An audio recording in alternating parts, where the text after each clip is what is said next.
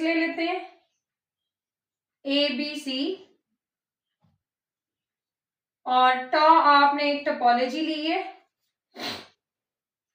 जिसमें phi x और singleton ए पड़ा हुआ है। ठीक है, अब आपने क्या करना है, अब आपने इसको कैटेगराइज करना है, मतलब बेसिकली आपने इसके क्या निकालने हैं, क्लोज सेट्स। आप इनके कॉम्प्लीमेंट्स लेते जाएं। तो पहले लिख लेते हैं ओपन सेट्स।